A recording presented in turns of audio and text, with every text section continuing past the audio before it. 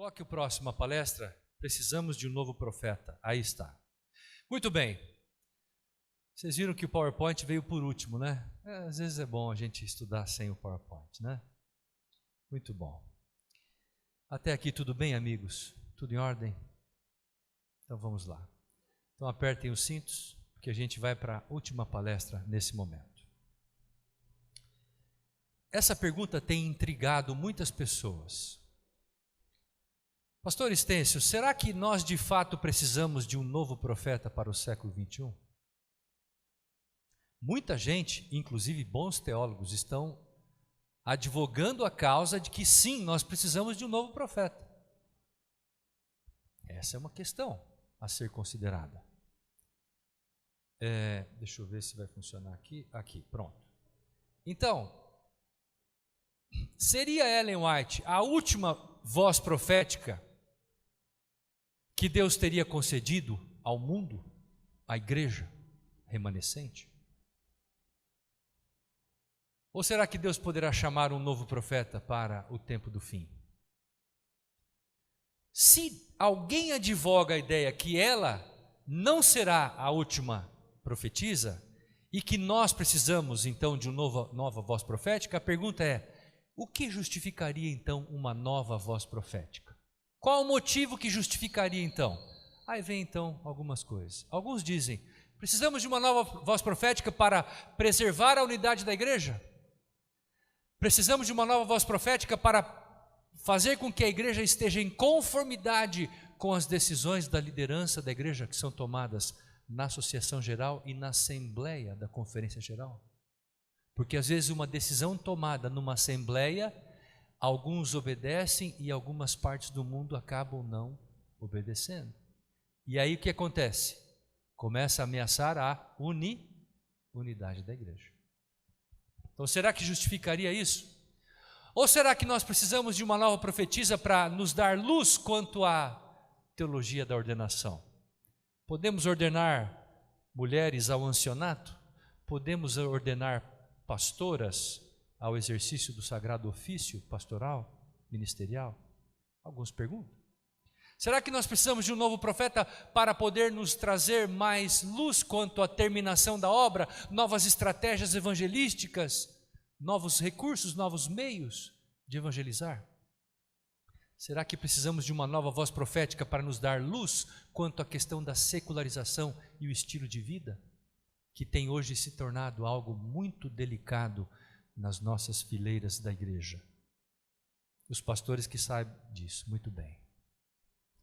E por último, será que nós precisamos de uma nova voz profética para podermos interpretar a palavra de Deus, criarmos princípios corretos de interpretação da Bíblia? Bom, então, uma coisa a gente precisa lançar aqui no primeiro momento. Antes da morte de Ellen White, aliás, valendo um brinde, vai? Valendo um brinde, não vale usar o Google agora, hein? Eu quero saber o dia em que Ellen White morreu e o ano. E o dia? Você não respondeu o dia.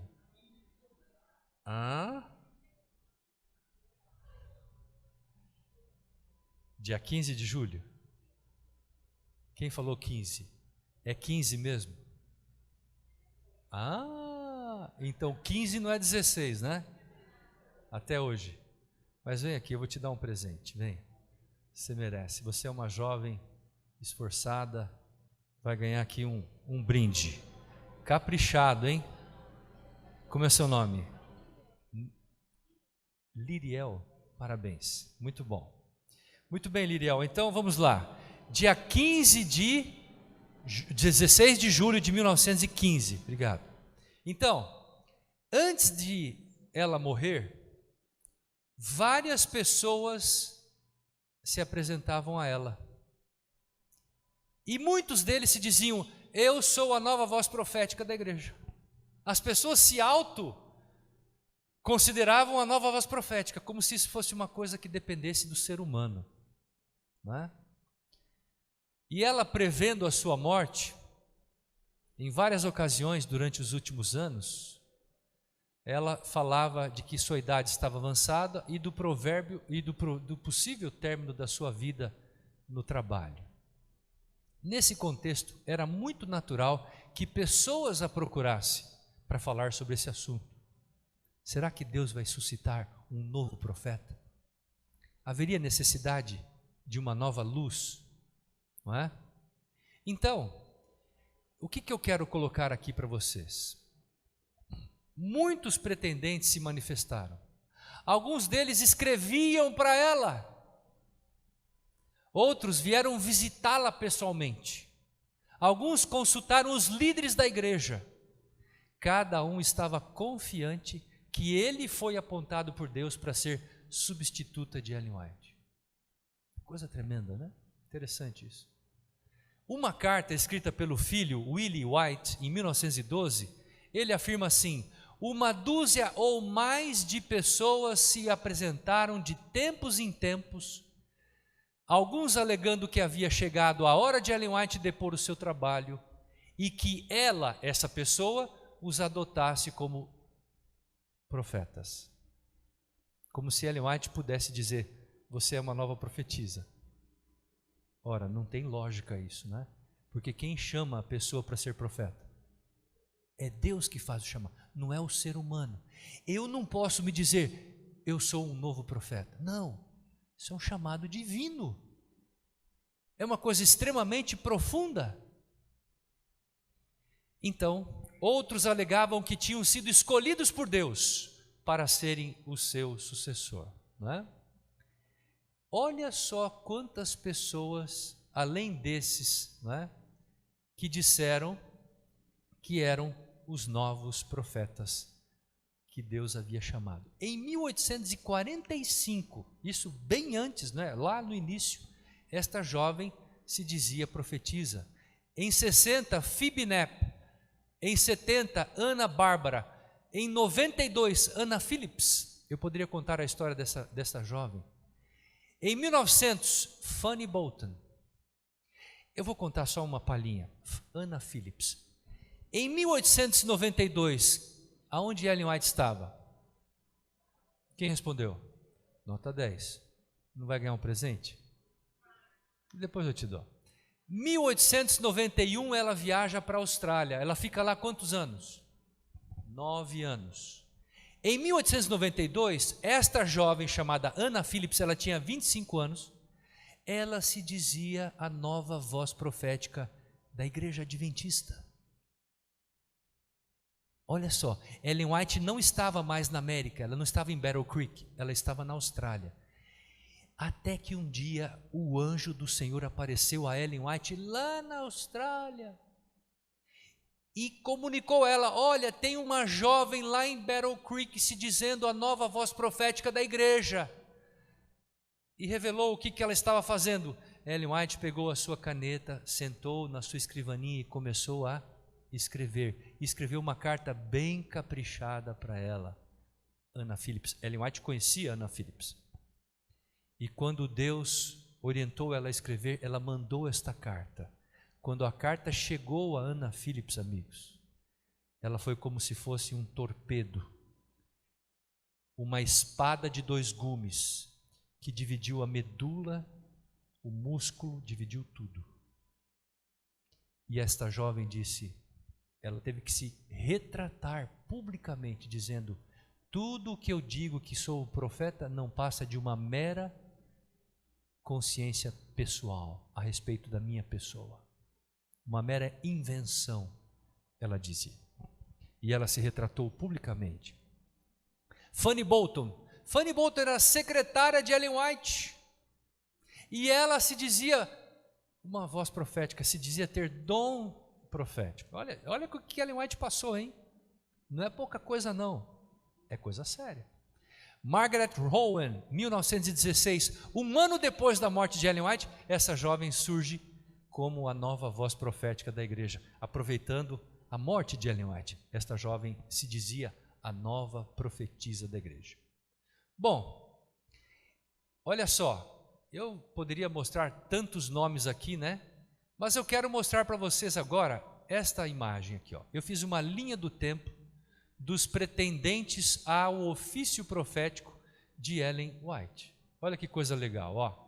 Vamos chegar até o século 21. Você vai falar, mas pastor, será que tem pretendente ao dom profético no século 21? Sim! Começa lá em 45, os nomes, olha aí as fotos das pessoas, passa por 1915, 16, 29, 1995, 2005, 2012, uma mulher do Laos, esta jovem de branco aí, já não é tão jovem, e agora mais recentemente, em 2017, Daisy Escalante, uma senhora de 31 anos na época, era membro da igreja do Porto Rico, ela se dizia ser a nova voz profética da igreja. Você perguntaria, mas pastor, o que acontece quando alguém se diz a nova voz profética? A igreja simplesmente rechaça, coloca ela de escanteio e fala assim, você está sem parafuso? Não, a igreja não faz isso.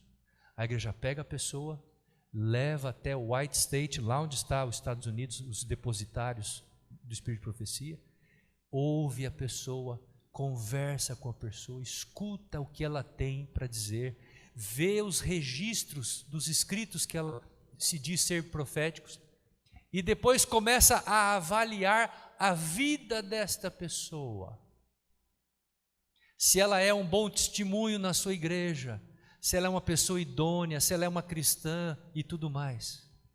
E é óbvio que quando você faz uma análise criteriosa da pessoa, você logo tem um mapa da realidade. Quando começaram a avaliar a realidade desta jovem Daisy Escalante, logo descobriram algumas coisas. Por exemplo, ela começou a fazer prognósticos de algumas coisas proféticas. Ela profetizou, por exemplo, o decreto dominical para abril de 2019. Isso era 2017. Então ela prognosticou, ela fez uma previsão de que em 2019, abril, o decreto seria baixado lá nos Estados Unidos. E é óbvio que quando uma pessoa começa a fazer previsão de datas, você tem que ficar realmente atento a isso, porque Deus não concedeu esse dom da pessoa antecipar algum determinado evento a nenhuma pessoa, nem mesmo a Ellen White. E é claro que quando essa profecia foi dada nos seus escritos, a igreja chamou esta jovem e disse, olha, minha amiga, os seus escritos não têm credibilidade. E ela então deixou realmente de exercer esse ofício, não é? Em Porto Rico, tá? Muito bem. Quais eram as respostas que Ellen White dava aos seus pretendentes? Então vejam aí, quando ela encontrava, ela dizia assim, Deus nada me revelou a esse respeito, eu não posso dizer nada, absolutamente nada a esse respeito, que vocês estão me perguntando, não é? Ainda então vem a pergunta, mas mesmo assim, seria necessário um novo profeta? E queridos, olhem esse texto, olha esse texto, nunca houve um tempo no qual Deus instruísse mais seriamente o seu povo a respeito da sua vontade e da conduta que o povo deve ter do que agora. Nunca na história. Amigo, você sabe mais de Daniel do que o próprio profeta Daniel. Você sabe mais do Apocalipse do que o próprio João. Você sabe mais do que Ellen White escreveu do que ela mesma. Porque hoje você tem todos os escritos, você pode estudá-los, você pode pesquisá-los. Nunca houve um tempo onde houvesse tão grande quantidade de revelação, tão grande quantidade de instrução ao povo de Deus, quanto hoje, quanto agora. É o que Deus fala por meio da sua serva, 5º volume, 661. Agora, lembra daquele texto que eu falei? Está na tela. Olha o que o texto diz. Se tivessem feito da Bíblia objeto de seus estudos com o propósito de atingir o padrão bíblico e a perfeição cristã, não necessitariam dos testemunhos. Ela escreveu isto, sob a revelação dada por Deus. A Bíblia, ela é reveladora, ela é autossuficiente. Percebe? Aí está o texto. Então, por que dos testemunhos? É porque negligenciaram se familiarizar com o livro inspirado de Deus. Então, Deus procurou alcançar o povo por meio dos testemunhos simples, diretos, chamando a sua atenção para as palavras da inspiração. Testemunhos simples e diretos para fazer com que o povo volte para onde? Para a palavra. Os testemunhos foram dados para levar-nos de volta ao conhecimento da palavra de Deus. Muito bem. Está claro isso para vocês? Tudo certo? Avancemos. Então, eu quero dizer uma coisa bem clara e interessante para vocês, que a minha experiência tem revelado. Esses olhos que estão aqui, e talvez de muitos outros colegas que estão aqui, pastores já jubilados, pastores que estão ainda trabalhando, esses olhos nossos aqui já viram muitos colegas de ministério e membros de igreja abandonarem a crença nos testemunhos. Muitos. Olha o que os testemunhos Ellen White fala. Se você perder a confiança nos testemunhos, você vai fazer o quê? O que vai acontecer? Você deixa de acreditar nos testemunhos, você vai deixar de acreditar onde? Na palavra de Deus. É o próximo passo, amigo. Eu deixo de crer nos testemunhos. Qual o próximo passo? Você vai deixar de crer na Bíblia. É simples. É muito simples, não é? E olha lá o que ela diz. Tenho temido que muitos assumiriam uma atitude questionadora, duvidosa, e em minha aflição por sua salvação, eu quero adverti-lo. Olha lá, uma atitude o quê? Questionadora e o que mais? Em relação ao quê? Aos testemunhos. Então você começa questionando os testemunhos, aí você vai para a Bíblia, você deixa de crer nos testemunhos, deixa de crer na Bíblia. E aí você se torna o quê? Um cético, que começa a questionar, duvidar e fazer observações e assim por diante, e isso não acaba nunca. Eu vou contar uma história aqui rapidinho.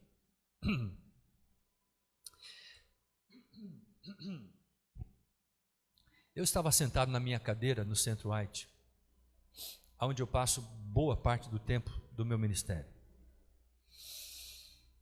Estava ali, quando de repente entra na minha sala uma pessoa. Ele tinha um envelope na mão, parecido com esse aqui. Ele disse: Pastor Stêncio, eu trouxe aqui ao senhor 200 perguntas e eu quero que o senhor responda. Eu disse: amigo, como é que é o negócio? 200 perguntas. Sobre o quê? Sobre os testemunhos, sobre a Bíblia, sobre tudo, igreja, tudo. Mas 200. Mas quem que formulou essas 200 perguntas? É um membro da minha igreja lá, pastor, no interior do Rio de Janeiro. Eu disse: mas irmão, senta um pouquinho. Ele sentou, começamos a conversar. Eu falei: olha, irmão, eu recebo com carinho as perguntas, mas eu quero dizer a você uma coisa. Se eu parar o meu ministério para responder 200 perguntas desse irmão que formulou, eu vou gastar 3, 4 meses para formular as respostas. E eu quero dizer uma coisa: quando eu terminar de responder a última pergunta, ele vai ter mais 200 para mandar para aqui. Pessoas que adotam um perfil questionador, duvidoso, eles sempre vão o quê? Fazendo você trabalhar para eles. Mas na verdade não são eles que estão trabalhando. Quem está trabalhando? É o inimigo que está por trás deles. Entendeu isso? O inimigo está por trás dele. Então às vezes os anciãos perdem um tempo discutindo, gastando tempo. E gastam tempo. Aí a pessoa fala: mas eu vou continuar pensando assim mesmo. E vai embora. Fica lá 2 semanas discutindo um tema. Poderia estar dando estudos, poderia estar pregando. É claro que quando surge uma questão, você tem que fazer o quê? Você tem que responder. Mas a Testemunhos, volume 3, capítulo 3, dos Testemunhos para a Igreja, diz assim: quando esse for o caso, você deve responder rapidamente e logo voltar para pregar o Evangelho. Porque se você se debruçar só para responder perguntas, você só vai fazer isso, nada mais no seu ministério. Isso vale para pastor, para ancião, para diácono, membro de igreja e qualquer outra pessoa. E é por isso que nós criamos o site do Centro White. Porque a grande maioria das perguntas feitas em relação a Ellen White já tem respostas lá. É por isso que tem respostas também no site da Novo Tempo, a Bíblia Fácil. Tem milhares de respostas, boas respostas, excelentes respostas. Estão lá já. É só você baixar e responder. Né? Bom, aí está. Tudo certo até aqui? Então vamos em frente. Grande oposição. Ela percebeu ao longo do seu ministério que ela sofreria grande oposição, não é? E que o coração dela seria ferido, ela ao longo do seu tempo, não é? E olha só, o inimigo tem a habilidade de sugerir dúvidas, inventar objeções ao testemunho que Deus envia, e muitos consideram uma virtude e indício de inteligência mostrar-se incrédulo e questionar e contrafazer. É impressionante hoje, amigos, eu vou falar isso aqui agora com tristeza no coração.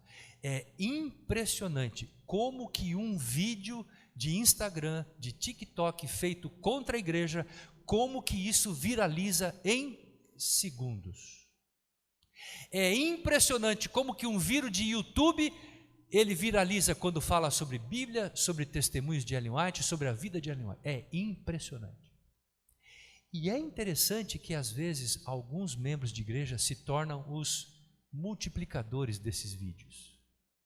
E isso é uma coisa que eu queria falar ao coração de vocês, ao coração de quem nos escuta, está em casa. O que nós estamos curtindo na internet? Será que a gente está curtindo alguma coisa que é digna de ser curtida? Ou será que a gente está curtindo só pelo... Passou ali, deu uma curtida? Temos que pensar, amigos. Tem muita gente curtindo coisas que não representam a verdade, que não são verdadeiras.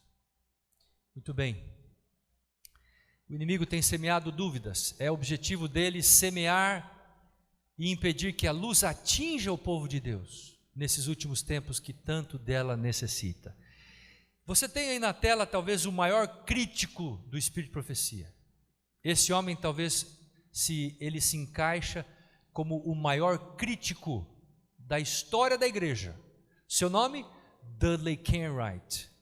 Quem era ele? Ele era um pastor evangelista da igreja, extremamente carismático, extremamente competente. Quando ele pregava, multidões haviam assisti-lo.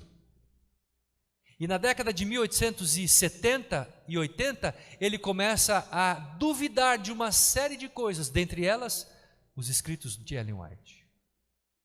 E ele se torna um crítico ácido da igreja e dos testemunhos. Mas eu vou contar um pouquinho da história dele. Querem ouvir ou não? Ele criticou tanto Ellen White que ele escreveu um livro intitulado O Adventismo Renunciado, ou Negado, poderia ser melhor traduzido. Esse pastor, ele se tornou depois um batista, foi trabalhar na igreja batista, e aconteceu uma coisa interessante, porque no ano de 1915, em julho, Ellen White morreu. E quem estava no sepultamento de Ellen White? Esse pastor. Ele foi até o caixão, deu 3 voltas em torno do caixão e disse: aí está uma mulher que era fiel e sincera, aí está uma pessoa que era verdadeiramente cristã. Os seus amigos que estavam próximo, pastores da igreja, disseram: Pastor Kenwright, volte para o ministério, volte para a igreja, volte para Cristo, pastor. Ele disse: amigos, eu não posso mais voltar. Mas por quê? Eu fui longe demais. Ele disse aos seus colegas: eu fui longe demais. Continuou escrevendo contra a igreja, e ele morreu no anonimato. A sua secretária diz que os seus últimos dias de vida foram totalmente dias difíceis, estranhos. Ele morreu totalmente no anonimato. Ninguém se cuidou dele naquele período. Assim são com os críticos, amigos. Eu estava numa reunião, participando numa igreja igual a essa. E enquanto eu falava sobre um determinado site que fez muito sucesso. Você deve lembrar, pastor. Na década de 2000, início dos 2000, adventistas.com. Alguém lembra disso? Esse site, ele era a sobremesa dos adventistas no sábado à tarde. O pessoal comia e ia ver adventistas.com. Numa época que a internet estava surgindo, né? Todo mundo queria ver lá, e crítica para esse pastor, crítica para aquele projeto, crítica para isso, para o ancião, e citava nomes, mostrava fotos. Até que um dia as pessoas que acessavam esse site perceberam que aquelas notícias não eram verdadeiras. O que aconteceu? Ninguém mais deu bola para aquilo. E um dia eu estava numa reunião e eu citei isso. Uma jovem levantou a mão e falou assim: olha, pastor, a pessoa que criou eu conheço, é da minha família. E ele disse assim: ela está hoje deprimida, depressiva. Por quê? Porque ninguém mais assiste ela, ninguém mais vê o site dela. Você sabe o que faz uma pessoa praticar o mal e produzir fake news? Views. Quanto mais views você der para o indivíduo, mais lixo ele vai produzir. Quanto mais ouvido você der para aquilo, e você mais compartilhar, mais ele vai produzir coisa dessa natureza.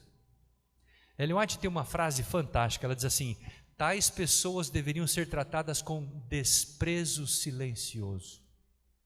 Olha a expressão que ela usa: desprezo silencioso. Tremendo isso, né? Bom, vamos terminar a nossa apresentação. Tudo bem até aqui? Tudo certo. Sigamos então. Então, esse texto talvez seja um dos textos mais bonitos. Esse texto é digno de você partilhá-lo. Tirar uma foto e compartilhar na tua rede social. Pode tirar, eu aprovo você fazer isso. Tire, esse texto vale a pena. Esse texto talvez seja um dos textos mais contundentes a respeito da credibilidade do dom profético em Ellen White. Olha o que Deus concedeu a ela em visão. Diz ela: ou Deus está ensinando sua igreja, reprovando seus erros e fortalecendo a sua fé, ou não está. Esta obra é de Deus ou não é? Deus nada faz em parceria com? Deus não faz nada em parceria com o inimigo, Satanás. Meu trabalho ao longo dos últimos 30 anos traz o selo de Deus ou do inimigo? Não há o quê? Não há meio termo nesta questão. Os testemunhos são do Espírito de Deus ou de quem? Isso é bastante categórico, irmão. É bastante ao ponto, né? Então não há meio termo. Alguém fala assim: mas eu creio aqui nos escritos dos 5 volumes do Grande Conflito. Esses são originais. Mas os escritos sobre saúde, não, isso não. Os escritos sobre educação, ela nunca foi educadora. Ela nunca foi uma médica. Como que ela escreveu sobre medicina, sobre cuidar da saúde? Ela nunca foi médica. Bom, então vá à Bíblia. Pergunte para Moisés se ele foi médico. Ele colocou lá um monte de leis sobre saúde. Pergunte para os outros profetas se eles eram teólogos.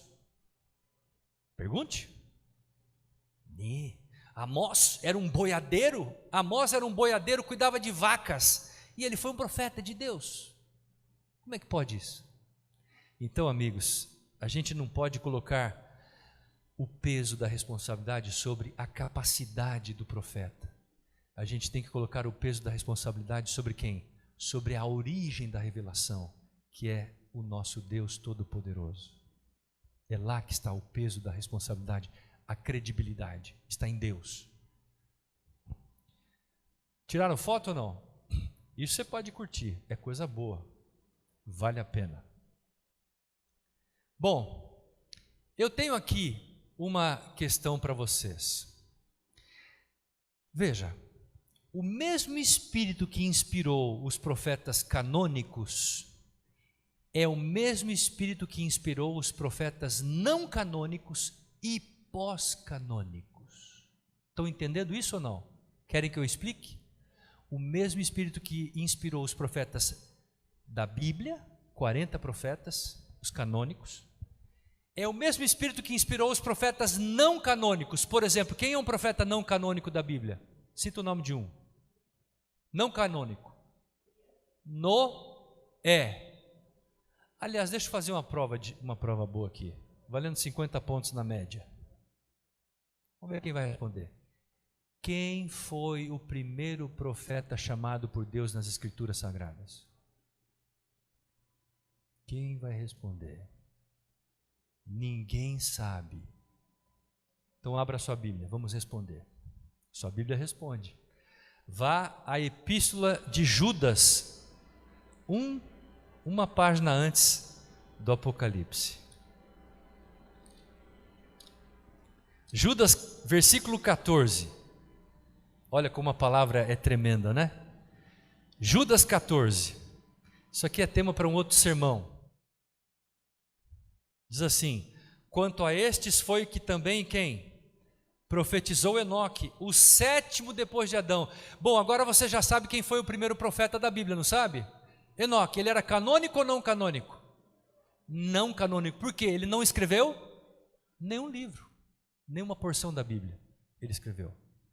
Mas olha o que Deus revelou para Enoque, o primeiro profeta da Bíblia. Aqui espetáculo, diz assim, ó: eis que veio o Senhor entre as suas santas miríades, para exercer juízo contra todos e para fazer convictos todos os ímpios acerca de todas as obras ímpias. O que Deus revelou para o primeiro profeta? Qual é a cena que Deus revelou para o primeiro profeta? A volta de quem? Você já parou para pensar nisso? O primeiro profeta, ele viu em visão a volta do Senhor Jesus Cristo, em santas miríades. Agora eu faço uma outra pergunta. Qual foi o último profeta da Bíblia? Quem foi o último profeta da Bíblia? João. Escreveu que livro? O último livro da Bíblia? O Evangelho de João. Muito bem. Mas lá no Apocalipse, escrito por João, o que Deus vai revelar para João? A mesma coisa que Deus revela para o primeiro profeta. O primeiro vê a volta de Jesus, o último da Bíblia vê a volta de Jesus. E hoje de manhã o pastor falou aqui do púlpito, o que Deus revelou para Ellen White na primeira visão? A volta de Jesus, na primeira visão que ela teve. Isso chama a sua atenção ou não? Será que isso é um ponto de crédito? Tremendo isso. Então, a volta de Cristo é a profecia mais esperada da Bíblia, a mais aguardada de todas da Bíblia, é a volta de Jesus, não há dúvida disso. Então, a mesma fonte que inspirou os profetas não canônicos e que inspirou os profetas canônicos é a mesma fonte que inspirou os profetas pós-canônicos. E quando eu falo em profetas pós-canônicos, eu estou falando de quem? Dos profetas que vieram depois da Bíblia. Em tela, qual foi o profeta que a gente está estudando que veio depois da Bíblia? Ellen White. E eu quero dizer a vocês, queridos, em alto e bom som, a mesma fonte de inspiração que inspirou os profetas canônicos é a mesma fonte que inspirou os profetas pós-canônicos, ou a profetisa pós-canônica, Ellen White. É uma só fonte. Se você for a Tiago, capítulo 3, versos 11 e 12, anote esse texto. Diz assim: acaso pode sair água doce e água amarga da mesma fonte? Meus irmãos, pode uma figueira produzir azeitonas ou uma videira figos? Da mesma forma, uma fonte de água salgada não pode produzir água doce. Se Deus é a mesma fonte de revelação dos profetas bíblicos, e Ele renova esse dom profético com profetas pós-canônicos, pós-bíblicos, é a mesma fonte, porque da mesma fonte só sai um tipo de água, ou é doce ou é salgada, não sai dois tipos de fonte. Encerrando, eu vou agora, aqui está o site, o Bible Plan, já falamos do Bible Plan. Encerrando, em 1914, pouco antes da morte de Ellen White, 2 pastores da Igreja Adventista a procuraram, lá em Elmshaven, na Califórnia. Um deles chegou a Ellen White em pessoa e disse a ela: irmã White, a senhora não poderá morrer. A senhora não poderá morrer antes da volta de Jesus. E ela ficou assustada, mas por que você está dizendo isso? E então ele completou dizendo: surgirão falsos profetas, críticos, dissidentes e fanáticos que destruirão os testemunhos e causarão divisão na igreja. Falou isso para ela. Ela ouviu, ficou calada por um momento e logo ela respondeu dizendo estas palavras: pastor, Deus é perfeitamente capaz de instruir os seus servos e cuidar da sua obra com sua infinita sabedoria e propósito. Olha a resposta. Mas aquele pastor não se satisfez com a resposta dada por ela. E ele então formula uma nova pergunta. Então, no caso da senhora vir a morrer, outra pessoa será escolhida para tomar o seu lugar? E ali, meus queridos, havia uma pilha de livros próximo a ela. Ela estava próximo de uma mesa cheia de livros, a Bíblia por cima. Ela se reporta àqueles livros e diz assim, ela passou a mão sobre os livros e disse, de que naqueles livros estavam delineados a informação necessária ao nosso povo para o resto de sua jornada a Canaã celestial. Quando alguém perguntava a ela, irmã White, vai surgir um novo profeta? Ela dizia assim, Deus nunca me revelou isso. Número 2, eu creio que nesses livros, a palavra de Deus e os testemunhos, nós temos a informação necessária para seguirmos firmes em direção à Canaã celestial. E nessa tarde, amigos, eu queria encerrar lembrando a vocês de que nós já podemos ouvir os passos de um Deus que se aproxima. E eu queria lembrar a vocês que você não pode sair daqui hoje sem a certeza de que você vale aos olhos de Deus infinitamente muito mais do que você pensa a seu respeito. Deus tem um carinho, um amor tão grande por você que Ele enviou Jesus para morrer em seu lugar, oferecer a sua própria vida para que você pudesse estar aqui hoje, sendo membro desta igreja, tendo a fé, a esperança e a certeza de que muito em breve Jesus virá para nos buscar. Mas nesta caminhada, como eu preguei hoje de manhã, muitos às vezes se desanimam. Mas eu queria encerrar esse sábado de palestras. Olha uma coisa, o que Deus fez para você ser salvo? Quem está à sua disposição para você alcançar a salvação? Número 1, Deus Pai, 24 horas ao seu lado. Você pode buscá-lo em oração. Ele está lá no trono de Deus, o Pai, 24 horas. Quem mais está? O Filho, Jesus Cristo. 24 horas intercedendo por nós, o nosso sumo sacerdote, o nosso advogado, o nosso juiz, o nosso rei. Jesus está 24 horas intercedendo por você, pela sua família. Quem mais, pastor? O Espírito Santo. o Emanuel do século 21, o Consolador, aquele que está conosco todos os momentos da nossa jornada, impressionando-nos, orientando-nos, dirigindo-nos em nossas decisões. Mas quem mais está conosco? Anjos poderosos. Milhares, milhares, milhões e milhões de anjos estão trabalhando em favor de cada um de nós, da igreja de Deus, protegendo-nos, guardando-nos. Quantas coisas os anjos têm feito em nosso favor e nós sequer imaginamos e sabemos delas. Quem mais está conosco? A palavra de Deus está conosco, a Bíblia está conosco. Quem mais está conosco, pastor? Os testemunhos do Espírito de Profecia estão conosco. Mas pastor, tem mais alguém que está conosco? Sim, tem. A igreja está conosco. Essa pessoa que está ao seu lado aí, ó, seu esposo, sua esposa, sua amiga, essas pessoas estão andando no mesmo caminho que você, a Canaã celestial. Não esqueça disso. Você tem responsabilidade de conduzir essa pessoa em direção ao céu. Apoie essa pessoa, ajude essa pessoa, oriente essa pessoa, ore com essa pessoa, abençoe a vida dessa pessoa. Porque Deus, Ele trabalha só no nível da bênção, abençoando, orientando, dirigindo, admoestando. E eu trago então um texto da palavra de Deus para encerrar isso. Hebreus capítulo 2.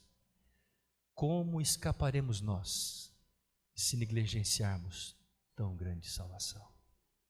Será que nós vamos negar essa tamanha oferta de graça que Deus fez e que Deus faz? Que Deus abençoe você.